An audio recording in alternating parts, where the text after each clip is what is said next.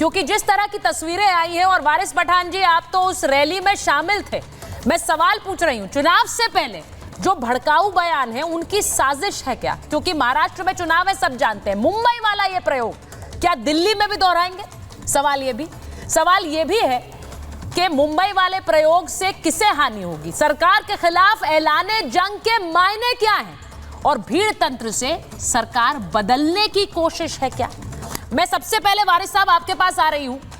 तिरंगा रैली नाम दिया था, तिरंगा हाथ में लेकर निकल रहे थे, लेकिन नारे वहां पर सरतन से जुदा के भी लग रहे थे। मुझे सिर्फ यह पूछना है, ये रैली दिखाकर, पूरी ताकत दिखाकर मंशा क्या थी सर? देखिए सुचरिता जी, मैं आपकी तमाम सवालों के जवाब दूंगा यहाँ पे। अभी आपने ऐसा सही कहा कि महाराष्ट्र में चुनाव आ रहा है, बिल्कुल चुनाव आ रहा है, और महायुति जो है भाजपा, अजीत पवार और शिंदे सरकार की, तो उनको पता है कि जीतने वाले नहीं है, कि डेवलपमेंट विकास के नाम पर टोटल फेल हो चुके हैं। तो काफ़ी अरसे से हम देख रहे हैं कि लोग अपने नफरती चिंटुओं को छोड़ दिया इन्होंने, कि जाओ बयानबाजी करो, माहौल को ख़राब करो, सांप्रदायिक तनाव फैलाओ। किस तरह करेंगे? तो उन्होंने रामगिरी को पहले भेजा, रामगिरी आए, उन्होंने हमारे हुजूर मोहम्मद मुस्तफ़ा सल्लल्लाहु अलैहि वसल्लम की शान में गुस्ताखी कर दी।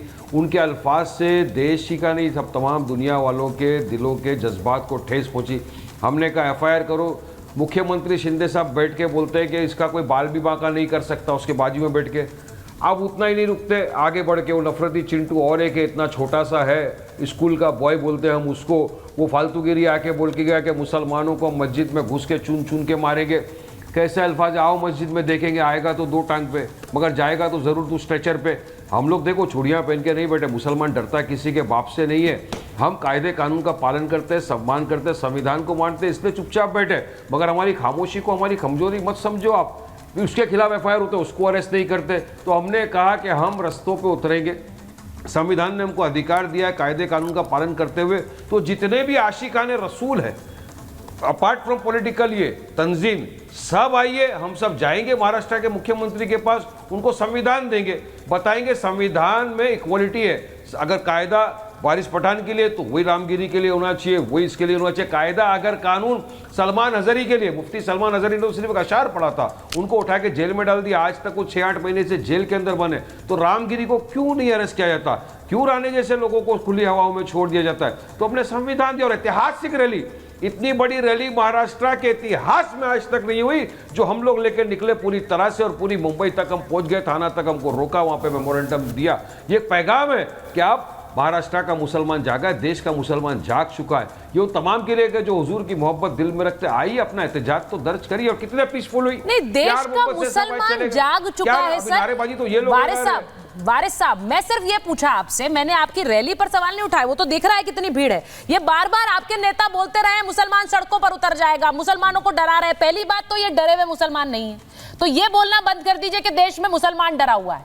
कोई डरा हुआ नहीं, ये रैली बता रही है। आपने बिल्कुल सही बोला कि हम तो डरते तो अपने बाप से भी नहीं है। इस तरह की भाषा तो मुझे नहीं लगता इस्तेमाल करनी चाहिए, लेकिन आप ही की बात दोहरा रही हूं। दूसरी बात, डर तो नहीं रहे, लेकिन आपने जो ये प्रयोग किया है कल, ये प्रयोग चुनाव से ठीक पहले किया है, ताकत दिखाने के लिए किया है। और तिरंगा रैली में सरतन से जुदा के नारों का क्या काम है, मुझे समझ नहीं आ रहा है। नारी रैली थी, तिरंगा रैली, आप कह रहे संविधान हाथ में लेकर चल रहे थे। तो रोहन गुप्ता जी जरा ये बताइए इसमें क्या काम था? वो कह रहे हैं आप लोग कार्रवाई नहीं करते हैं, सिर्फ मुसलमानों को टारगेट कर रहे हैं, चाहे वो वक्फ के मजर हो, चाहे वो बयानों की वजह से हो जो कि नीतीश राणे ने दिए। वो कह रहे हैं सिर्फ मुसलमानों को टारगेट कर रहे हैं। क्या यही कर रही है सरकार? ये प्रयोग कल दिल्ली में कर देंगे? सुचित्रा जी, बड़े दुख की बात है कि जिसने भी ये बयान दिया, मैं कभी भी ये नफरत के जो बयान थे उसके साथ नहीं खड़ा हूं। FIR दर्ज हुई है, पर उसके नाम पे देश के मुसलमानों को भड़काना, अपनी राजनीतिक रोटियों सेकना, ये कितने हद तक वाजिब है? होना चाहिए। किसी को इस प्रकार का बयान देने की कोई अधिकार नहीं है। FIR रजिस्टर होगी और एक्शन होगा, पर आपको किसने अधिकार दे दिया? वक्त के नाम पे आप मिसगाइड कर रहे हैं, क्योंकि आपको अपनी दुकान चला रही है। आपको लग रहा है कि भाई जो है आपकी वोट बैंक की राजनीति नहीं चल रही है, आपको लग रहा है कि कंपटीशन चल रहा है आप में और कांग्रेस में वोट बैंक की राजनीति में, कहीं ना कहीं आप पिछड़ गए हो। तो आप अपनी राजनीतिक रोटी सेकने के लिए भड़काने का काम मत कीजिए। किसी की भी हिम्मत नहीं है कि लॉ के आगे अपनी बात रख पाए, वो कोई भी आदमी हो। पर उसके इसका मतलब ये नहीं है कि वक्फ बोर्ड के नाम पे या किसी और के नाम पे आप मुस्लिम भाई बहनों को भड़काएं।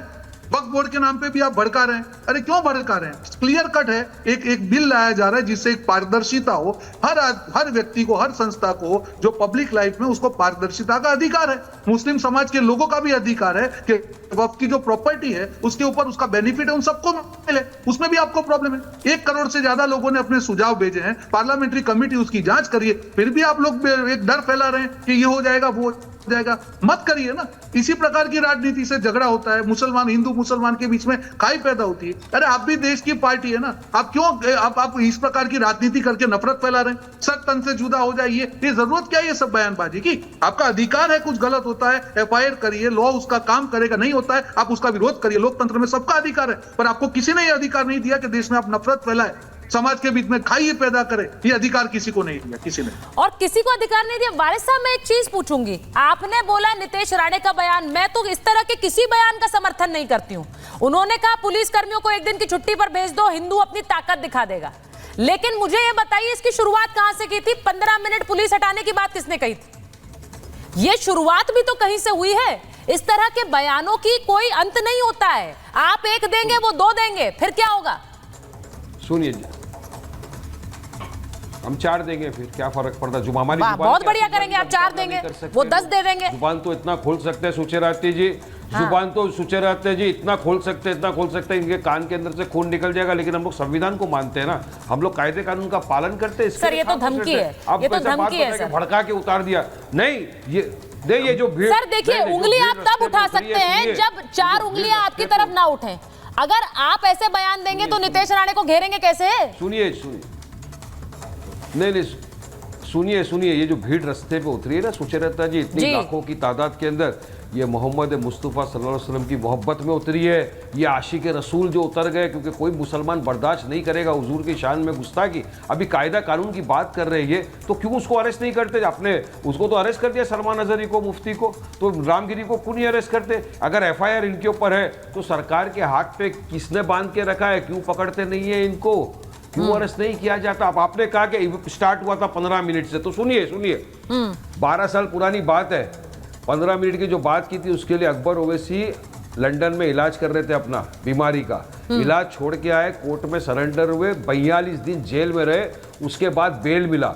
बेल पे आने के बाद 10 साल उनका केस चला। केस के बाद अदालत ने उसको बाइज्जत बरी किया। चलो उठा के डालो रामगिरी महाराज को जेल के अंदर। सर पर कभी माना नहीं जेल के अंदर, ये बोले इसलिए हम संविधान दे रहे हैं। सुनिए वारिस साहब, कभी माना नहीं कि गलत बोला है। एक के खिलाफ ना असदुद्दीन साहब ने माना, ना अकबरुद्दीन ओवैसी ने कभी माना कि गलत बोला था। उन्होंने नहीं माना कभी कि गलत बोला। उन्होंने कभी नहीं कहा कि हमने ये गलत बात कही, ये समुदायों में दरार डालने वाली बात थी, ये उन्होंने कभी नहीं कहा है। उन्हें, उन पर केस जरूर हुआ, उनको जेल जरूर जाना पड़ा, लेकिन इंसान को उस बात का एहसास नहीं हुआ। क्यों नहीं डालते? संगीत रागी जी को भी दीजिए स्क्रीन पर। इन लोग को क्यों जेल में नहीं डालते आप बताओ? हाँ ठीक है।